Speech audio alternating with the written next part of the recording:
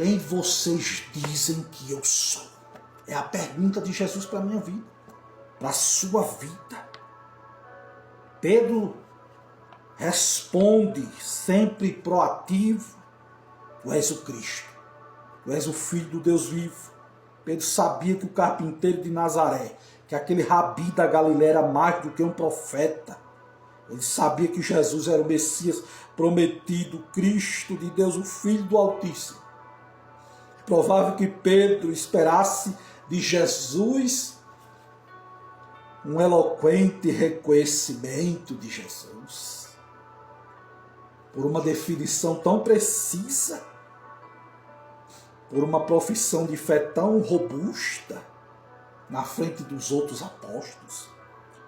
Mas Jesus, ao ouvir Pedro, respondeu: Simão Barjonas, tu és bem-aventurado, mas não foi a carne e o sangue que te revelaram isso, não. Foi o meu Pai que está no céu.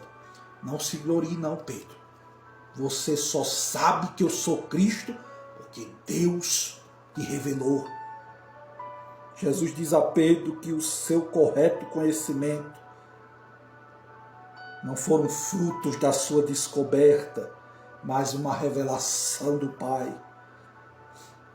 Ninguém pode conhecer primeiro Jesus se não for conhecido pelo Pai, se o Pai não revelar o Filho. E depois de ouvir de Pedro sua confissão, Jesus anuncia e digo: ainda que você é Pedro, e que sobre esta pedra eu edificarei a minha igreja, e as portas do inferno não prevalecerão contra ela. Este versículo talvez seja o mais emblemático da Bíblia. A sua interpretação depende do cristianismo. A grande questão aqui é quem é a pedra sobre qual a igreja é edificada. Alguns defendem que a pedra é Pedro. Outros dizem que essa pedra é a declaração de Pedro. Mas quem é a pedra que Jesus disse que edificaria a igreja? Uma vez que os discípulos estavam cientes da sua verdadeira identidade, Jesus abre um novo capítulo do seu ensino e mostra claramente aos discípulos que era necessário que ele fosse preso, julgado, condenado, morto, sepultado. Sua morte, a morte de Jesus, não deveria ser vista como um acidente, nem a ressurreição como uma surpresa. Mesmo Jesus sofrendo, Jesus veio para dar vida pelo povo, ele veio morrer pelas ovelhas. Diante desta espantosa declaração de Jesus, o mesmo Pedro que acabou de proferir sua fé ortodoxa na messianidade de Jesus e na sua filiação divina, passa a repreender dizendo a Jesus: Deus tenha compaixão de ti, Senhor. O Senhor não vai morrer, jamais vai acontecer isso contigo. Faltou em Pedro, irmãos, o discernimento espiritual. Pedro não conseguia ver o futuro com os mesmos olhos de Jesus. Jesus se volta para Pedro e diz de forma contundente: para trás de mim, Satanás, tu és para mim motivo de tropeço, pois não pensa nas coisas de Deus, mas sim nas que são dos homens. Pedro vai de um extremo ao outro. No instante, Pedro recebe uma revelação de Deus e no outro é instrumentalizado pelo diabo. No momento ele afirma que Jesus é o Filho de Deus e já no outro ele tenta afastar Jesus da cruz. Ele é uma gangorra que vai de fé à incredulidade, que vai da afirmação à tentação. Fica evidente que a igreja não poderia ter sido edificada sobre um fundamento tão frágil como Pedro, irmãos. Não. É claro que Jesus não está dizendo que Pedro é Satanás, não. Também não está afirmando que Pedro está possesso. Não.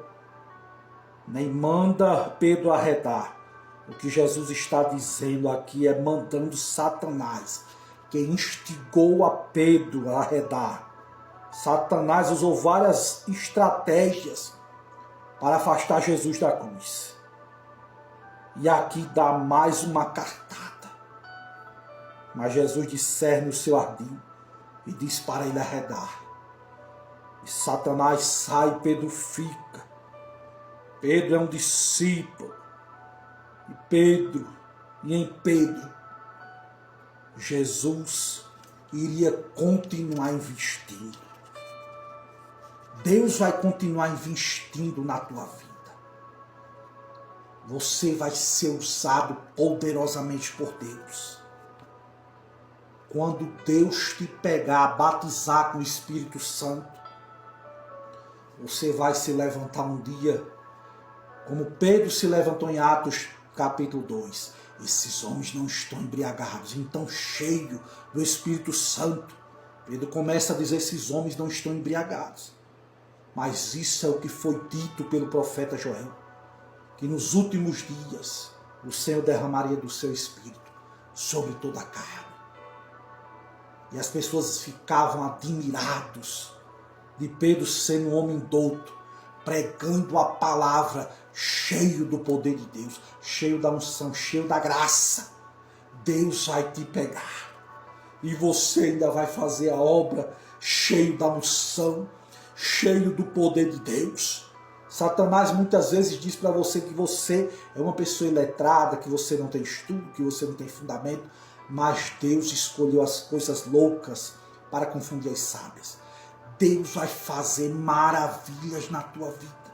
Creia, meu irmão, nesta palavra, porque aquilo que Deus prometeu vai se cumprir e o nome do Senhor vai ser glorificado na sua vida. Amém.